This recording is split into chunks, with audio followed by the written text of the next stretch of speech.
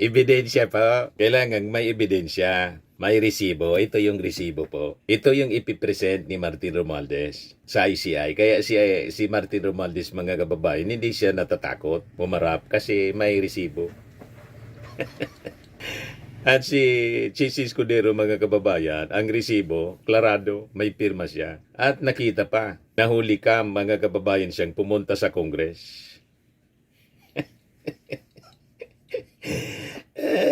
Kaya taranta siya, no? Taranta si Chis Escudero. Palasang laban kay Martin Romualdez na inaakusan niyang mastermind. Ibaliktad, siya yung mastermind Nakapirma.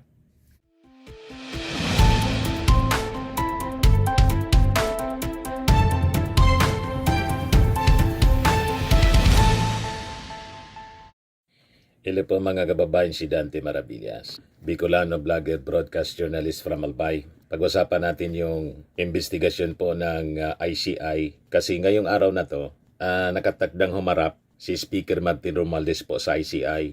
Ito yung balita ngayon sa Inquirer. Romualdez set to appear at ICI hearing on infrastructure corruption. Kasama ngayon sa haharap, dumating na nga po si DBM Secretary Amina Pangandaman. Ito, dumating na kanina si Pangandaman. Good morning, ma'am. Tema natin na sinabi naman nila na hindi naman masama mag-amend, di ba? That's their job. The executive proposes and then they disposes and then we just implement kung ano yung pinasa nila. So siguro maganda yung ginagawa nila ngayon, no? Na naka-live yung kanilang budget deliberations. Yung sa Congress, miniminya. Yung mga civil society organizations na uma-attend, na hindi lang observers, no? I think they get a chance also to ask questions, yung mga ganyan. So, maganda yun. Maganda i-live natin yung lahat ng budget deliberations, sa floor, sa committee, and then yung, yung request nga, pati yung BICAM, sana maging live din siya. So makikita ninyo ang commitment for transparency ng Congress as requested ng mga mamamayang Filipino. Kasi yung Congress po, wala man pong tinatago. Ang Congress po, ginagawan po lang po ng issue ng mga DDS influencers at ng mga Duterte sa galit nila kay Martin Romualdez. Laging ginagawa ng kwento, mga kababayan. Ito nga po, may finact check po sa House of Representatives. HOR fact check. Ito mga pinapakalat na mga DDS influencers po. Lahat fake news. Sabi diyan, fake news alert. May kumakalat na maling post sa social media na nagsasabing kasama si dating Speaker Ferdinand Martin Romualdez sa mga miyembro ng Bicameral Conference Committee para sa 2025 national budget at lumagda umano siya sa BICAM report. Hindi man po totoo. Walang ganun po. Many times, pinakita ko na sa inyo. Blanco po ang BICAM report sa pangalan ni Martin Romualdez. Walang Martin Romualdez. Ang nandun po, Chis Escudero. Wala. Hindi po member siya, no? Si Martin Romualdez. Sinisiraan lang talaga. Fact check. Representative Romualdez ay hindi miyembro ng BICAM at hindi rin lumagda sa anumang BICAM report para sa 2025 budget. Ang mga opisyal na kinatawan ng Kamara sa BICAM ay pawang mga tinalaga ng Committee on Appropriations at sila lamang ang may karapatang makilahok sa pag-uusap sa pagitan ng Senado at Kamara. Ang tungkulin ng Speaker ng House of Representatives ay formal at administratibo lamang. Ipasa ang aprobadong General Appropriations Bill ng Kamara sa Senado at lumagda sa Enrolled Bill matapos itong aprobahan ng dalawang kapulungan. Hindi siya nakikialam sa mga deliberasyon o pagbabago sa BICAM. Ang kumakalat na post ay isang malinaw na disinformation na layuning siraan at linlangin ang publiko. Maging mapanuri, alamin mo na ang totoo bago mag-share. Malinaw po, si Romualdez hindi miyembro ng BICAM. Talagang intensyon nila siraan si Martin Romualdez. Gusto nilang idawit. Ito, malinaw, nakapirma po sa conference committee. Si Grace po bilang chairperson, si Saldico sa Congress bilang chairperson appropriations. At saka si Senate President Francis Escudero. Wala pong Martin Romualdez dyan, no? Wala.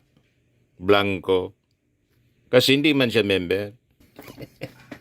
Ebidensya po. Kailangan may ebidensya. May resibo. Ito yung resibo po. Ito yung ipipresent ni Martin Romualdez sa ICI. Kaya si Martin Romualdez, mga kababayan, hindi siya natatakot pumarap kasi may resibo.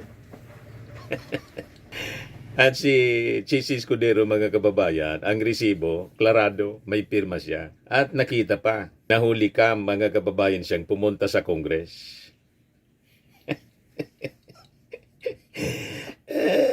Kaya taranta siya, no? Taranta si Chis Escudero. Palasang laban kay Martin Romualdez na inaakusan niyang mastermind. Ibaliktad, siya yung mastermind Nakapirma.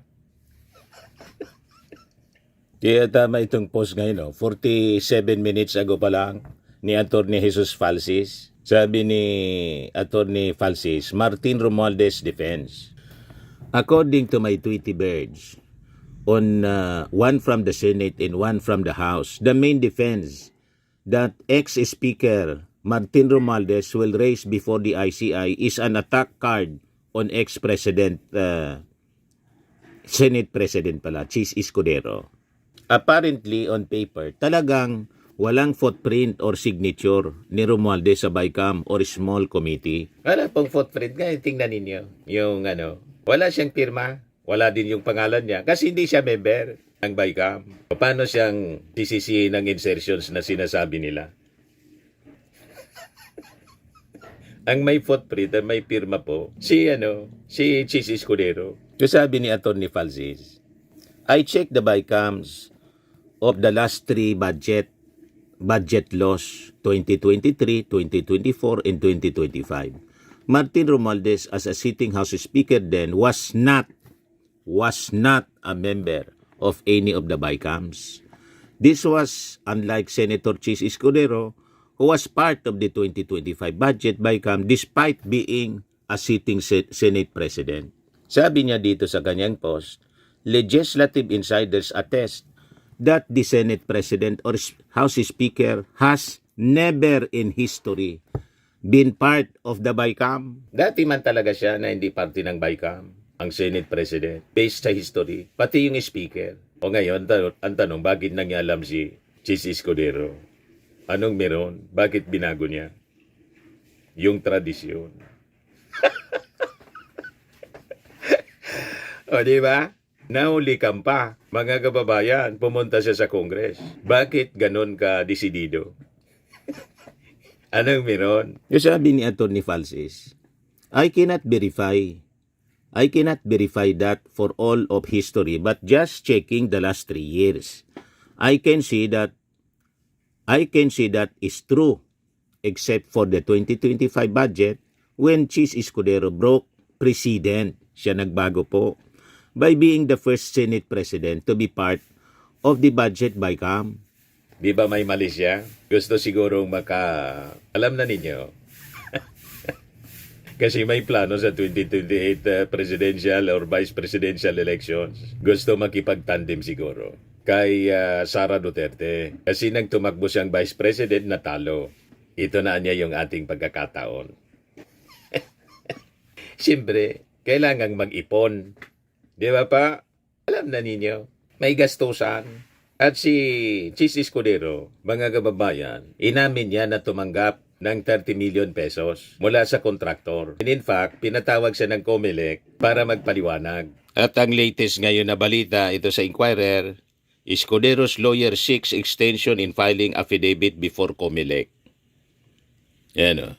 With regards to the 30 million donation given to the lawmaker by a contractor asking the commission for an extension instead. Sabi dito, we receive information that the lawyer may ask for an extension if not today until Wednesday. Sabi po ni COMELEC Chair George Erwin Garcia. Nagre-ready pa ng palusot. Inamin na niya. Pagkatapos inamin din ng kontraktor si Lawrence Lubiano. Kaya nga sabi ko, si Chis dapat sampahan na ng kaso, violation ng Omnibus Election Code. And if found guilty, ang imprisonment niyan up to 6 years daw, sabi ni George Garcia. You see, inamin na. Tapos lagi niyang dinidikdik si Martin Romualdez. Isa yung may malaking problema. Pati dito sa BICAM, nakapirma siya. Hindi man dati pala na ginagawa. Binago, the first Senate President to be part of the budget BICAM. For the 2023 and 2024 budget BICAMs, the Senate President then was still Migs Zubiri, who never took part in the BICAM similar to Romualdez. Si Migs Zubiri, hindi nangialam sa BICAM. Tulad ni Martin, sabi ni Atty. Falsis, si Chis Escudero nakapirma pa. Pero ang tinuturo ni Chis, mga kababayan, si Martin, paano mong ituturo ang hindi parte ng BICAM? At ni pirma wala, ni pangalan niya wala. So siya ang una, mga kababayan, na naging parte ng BICAM, si Chis Escudero. Si Mig Zubiri hindi naging parte ng BICAM, similar to Romualdez.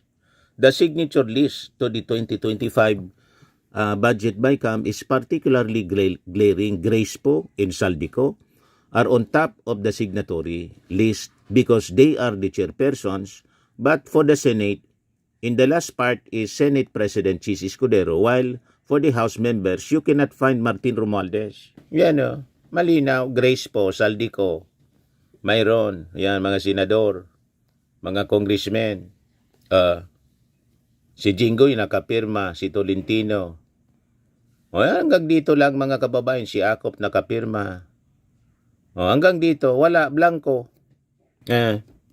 Mayroon, Senate President Chis Escudero nakapirma, si Coco hindi nakapirma.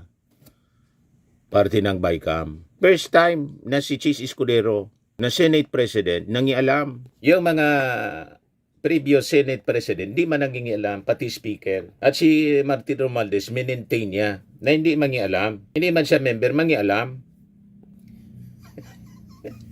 Tapos tinuturo ninyo. Di ba? Napakalinaw na paninira. Kasi siguro inisip ninyo si Martin ay isang malaking kalaban pag dating ng 2028 election. Si Martin di nga po nagsasalita. Wala man plano si Martin. Sa isip lang ninyo. Para ako nag-joke noon na si Martin pwedeng tumakbo. Pinatulan na ninyo yung joke ko. Wala man ganong sinasabi sa amin. Pero mabuti pa, audio ka na natin. Yan kasi, silos kayo ng silos. Tapos ang pinapalabas pa ninyo, ang talagang makapangyarihan si Speaker Martin, mas makapangyarihan pa kay President Bongbong.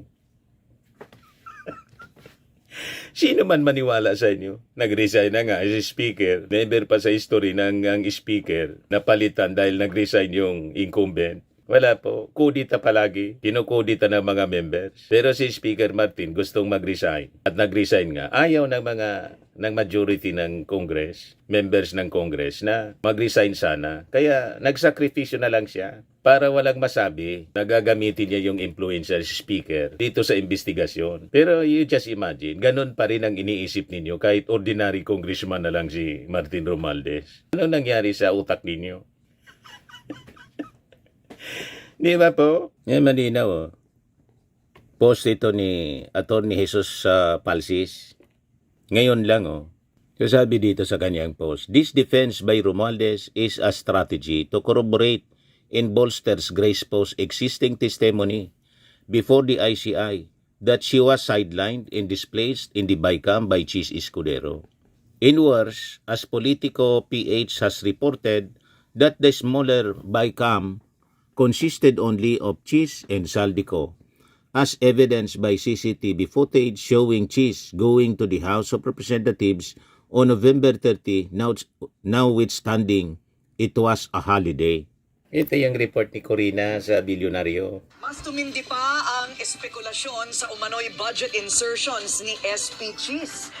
Nahuli kam kasi ang kanyang pagbisita sa Kamara not once but twice sa kasagsagan ng BICAM deliberations sa 2025 budget. Ang detalye sa agenda report ni Dexter Ganibe, live nagulat mula sa Batasang Pambansa. Dexter, so ano na ang latest dito sa tinaguriang ham and cheese insertions? Mukhang hindi natatagal ang ham and cheese na breakfast o merienda sa Senado. Dahil ang sunog, kahit takluban mo man ng malaking planggana, sisingaw at sisingaw pa rin ang usok nito. O, di ba? Holy cam. Hahamakin ng lahat, makamit lang ang minimiti. Isang kasabihan na naging gabay ng ilan para magtagumpay sa buhay. At tila yan din ang batayan ni Senate President Jesus Escudero noong 19th Congress sa issue ng tumataginting na 142.7 billion pesos na umano'y budget insertions sa 2025 General Appropriations Act o GAA. Sa video na nakuha ng Politico.com Holy mula cam. sa security footage ng Batasang Pambansa, makikita si SP Cheese sa North Wing hallway papasok sa tanggapan ni House Speaker Martin Romualdez. Naka-rubber shoes siya, maong pants at printed shirt. Ang oras, Mate. pasado alas 2 ng hapon. Ang petsa, November 30. Bonifacio Day. Bonifacio Day, pagkatapos, nasundan pa. Not once, but twice, mga kababayan, sabi ni Corina Sanchez sa Billionaire News. You see? Pagkatapos, ituturo ninyo si Martin Romualdez. Walang pirma si Martin at hindi member ng BICAM. Si Chis Escudero, nag-member sa BICAM. Na dapat hindi man, traditionally, yung Senate President, din Speaker, hindi man member ng BICAM. Nakapirma pa si Chis. Si Martin, walang pirma, walang pangalan. Paano kayong umubra na may resibo? Hindi mo ubrang paninira ninyo. Holiday po, November 30, na only comes si Chis. So if anyone, sabi ni Atty. Falsis, should answer for the most corrupt 2025 budget in the billions of insertions made by Chis in Saldico, Romualdez is gambling that the ICI will look more towards Chis than him. Siyempre, wala man pangalan si Romualdez. Romualdez seems to be following the saying, offense is the best defense. But hindi lang yun ang pasabog na meron si Martin Romualdez according to my Tweety Bird, sabi ni Atty. Falsis. They did not give me the details or evidence that Romualdez will show ICI. But according to my Tweety Birds, Romualdez will try to establish that Saldico is more of a Duterte lucky than a Marcos or Romualdez one. Ang nagmosyon po, mga kababayan, para tanggalin si Saldico bilang chairman ng appropriations, si Sandro Marcos. At ang presiding, si Martin Romualdez. Yan Saldico, removed from powerful house post in wake of budget mess. Ang nagmosyon si Sandro Marcos. Mr. Speaker, I move to declare vacant the position of chairperson of the Committee on Appropriations. There's a motion. The chair yields to Presiding si objection. Speaker Martin. Said motion is carried. Session suspended. Kung kasabwat si Sandro, pagkatapos si Speaker Martin, gagawin ba yon? Ang nagmosyon yung anak mismo ng presidente. At ang presiding, yung speaker mismo. And most of the time, yung speaker po, minsan, hindi siya yung nagpipreside. Pero dito sa reorganization, motion to declare the position, Committee on Appropriations Chairman, vacant, ang nagpreside mismo si Martin Romualdez. Anong ibig sabihin nun? Di ba makahulugan, mga kababayan? Malabo yung mga propaganda ng mga DDS influencers po. Malabo ang propaganda ni Sara, ng mga Duterte. Malabo din ang propaganda, mga statement ni Chis Escudero na tinuturo niya si Martin Romualdez. Siya yung nakapirma. Yan sabi dito, mga kababayan. Romualdez will try to establish, sabi ng source ni Atty. Falsis, Romualdez will try to establish that Saldico is more of a Duterte lucky than a Marcos or Romualdez one. Allegedly starting from when Duterte attended as guest of honor at the opening of a power plant owned by Saldico in Romblon. This one, is true and it was reported by Rappler. Additionally, the Tweety Birds say Saldico was not Romualdez's choice to be appropriations chair but Estela Kimbo. Yung vice chair pala, si Estela Kimbo, ang choice ni Martin Romualdez. But Romualdez was forced to stick with Saldico because he represented the party list coalition which had 63 votes in the 19th Congress. Now, if only the ICI hearings were public, we would get to hear for ourselves what Martin Romualdez would say. Only time will tell if my Tweety Birds are correct. Yan yung post, mga kababayan, ni Atty. Falsis. Report ng GMA News Online. Sabi dyan, assigned members of the BICAM Committee, Angara, Senate President Pro Tempore Loren Ligarda, Senators Pia Cayetano, Amy Marcos, Cynthia Villar, Mark Villar, Ronald De La Rosa, Sherwin Gatchalian, Bongo, Risa Ontiveros, Nancy Binay, Grace Poe, Francis Tolentino, JB Ercito, Alan Peter Cayetano, Francis Escudero, and Jingo Estrada. Ayan po. Sa Senado, sa mga senador. Yan, nagpakapirma sila. Sa Congress, ito po. Isaldico, Stella Kimbo, etc. Walang Martin Romualdez. Mga kababayan dyan, walang Martin. Pero mayroon Chis Escudero. Ayan o. Senate President Chis Escudero. Tapos si kabayang Chis Escudero na nagmamalinis. Di ba? Tapos pinapayda ninyo ng putik si Martin Romualdez. Wala man siya, hindi siya member. And traditionally, ang speaker dapat. Tapos ang Senate President, hindi member ng BICAM. Pero bakit sumama sa BICAM si Chis Escudero? Ano ang intensyon? Previous Senate Presidents, hindi man po sumasama dyan. Di ba? Booking na booking. So ngayon, bakit si Speaker nag-resign? Napakalinaw yung sagot para bigyan po ng free hand. Walang impluensya makapag-imbestiga yung ICI. Freely. Without hint of influence or pressure. So ngayon, tanong natin, sino ba yung guilty na kusa, mga kababayan, na nag-re-resign para maimbestigahan? Sa ating history po sa Pilipinas, walang gumagawa ng ganun. Pero ginawa ni Martin. Usually, yung guilty po, hindi siya nagbibitiw sa posisyon para i-influensya siya. May alam kayo? Na kitang-kita na, kahit sa dilim, kitang-kita pa rin na guilty. Ayaw mag-resign, na-impeach na.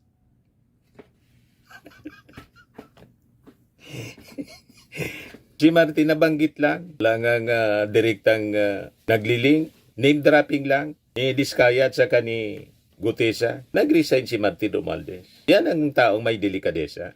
Mismong si Diskaya, nagsabi wala siyang direktang transaction kay Martin Romualdez. Yan malinaw, September 9. Sabi ni Diskaya, I have no direct transaction with Romualdez ko in project kickbacks. Pero si Chis Escudero, na-report ng Vera Files. Vera Files. Sino ito? Si Antonio Montalban. The secret in the Senate, the ghastly budget insertions of Chis Escudero. Well-researched po yung involvement ni Chis Escudero. Ang nag-report, Vera Files mismo. So, ang ginagawa ngayon, mga kababayan, deflection. Yung mga DDS influencers, they're trying to twist the narrative. Then sila magaling mag-twist ng kwento. So, they're flooding the social media with accusations. Half-baked narrative, and wild allegations. Alam naman po ninyo, mga kababayan, ang mga tao madaling maniwala sa kasinungalingan kaysa sa totoo.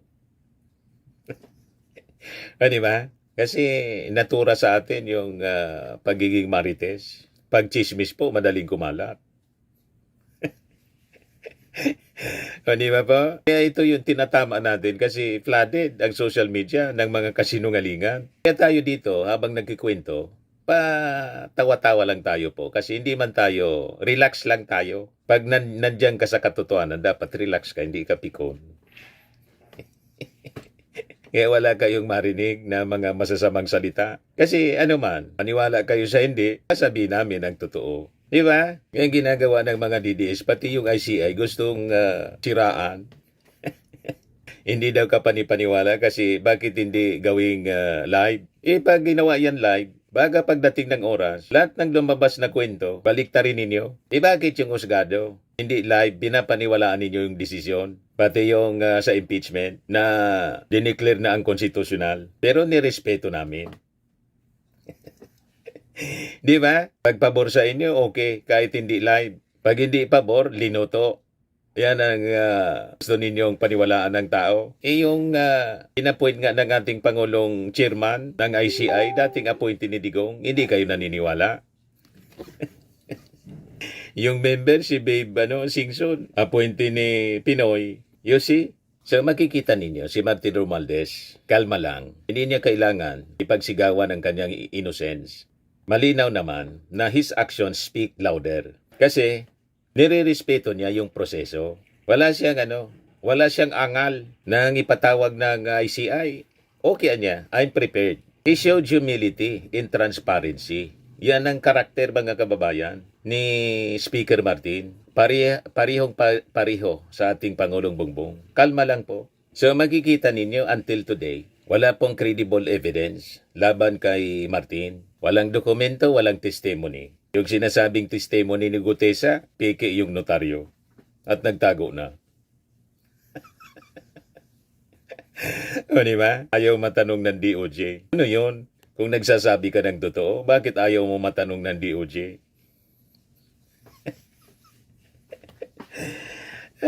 Basag yung mga propaganda ninyo. So walang kumukonekta, mga kababayan. To any wrong doing laban kay Martin Romualdez, makikita ninyo yung sa resibo. Wala siyang pirma, wala siyang pangalan, at hindi siya kasali sa BICAM. Hindi tulad ni Chis Escudero, sumali siya talaga. Nahuli kang pa, pumunta sa Congress, holiday, November 30. Anong sadya mo doon? So the ICI must find the truth. Hindi yung chismis, kundi ebidensya, hindi innuendos. Kasi pag ginawa yun ng ICI, objective sila. Malamang sa malamang, exonerated po si Martin Romualdez. Kasi wala man siyang ginawang kabuktutan. Sa totoo lang po, pag nandyan ka sa katotohanan, hindi mo kailangan ng troll farm. Ang kailangan lang, facts. And alam naman po natin, in the end, ang facts and truth, yan po ang mangingibabaw. Facts always win, mga kababayan, sa anumang laban. Tama po. So ang malinaw, sa ating kwento, si Martin hindi member ng BICAM. Wala siyang pirma, wala din yung kanyang pangalan. Nando na pangalan, si Chis Escudero. Yan ang resibo.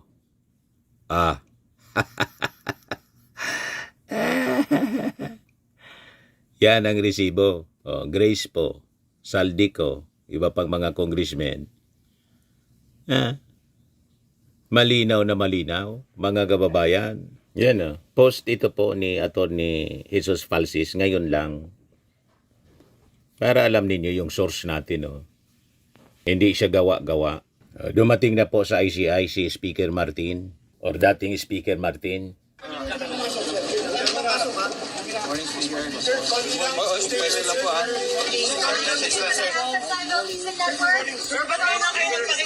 Pinagkagulan ng mga media. Nagpapasalamat ako sa ICI sa invitasyon. Ngayong araw na to, I am ready to give my personal knowledge on the budget process. And while not a member of the bicameral conference committee, I will share any and all information to help determine the truth and to give all the facts and information.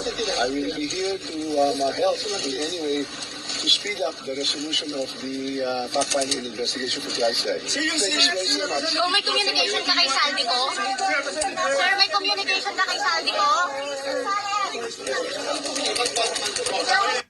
Hindi na sinagot ni Speaker yung tanong kung may communication kay Saldico. Si Saldico hindi pa umuwi, nasa ibang bansa pa. At hindi na siya member ng Congress, nag-resign na. At yung problema ni Saldico, kayang-kaya din niya yon, bala din siya.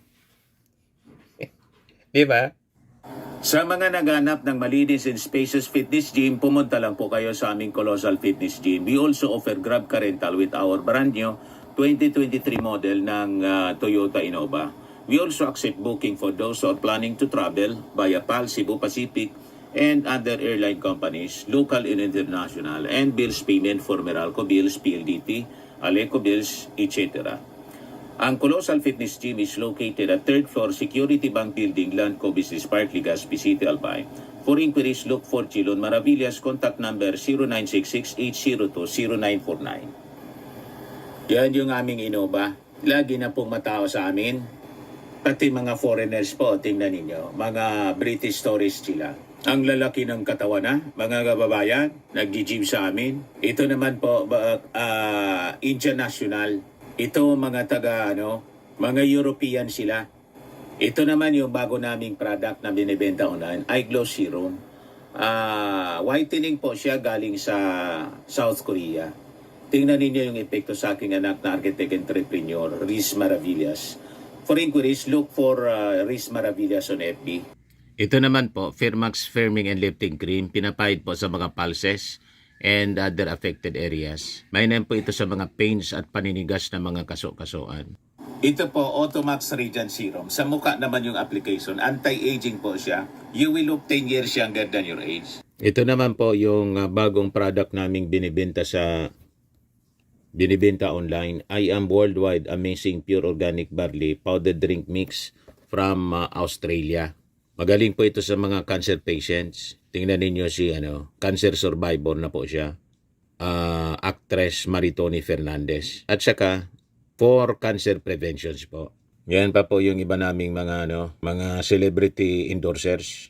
For your inquiries and orders, mag-message na lang po kayo sa amin, Dante Maravillas on Facebook, o kung hindi sa aking anak na architect entrepreneur, Riz Maravillas. Sa mga mahilig naman po sa imported bags and wallets, dumiretso na lang po kayo kay Ma'am Eileen Rosales, Eileen Closet.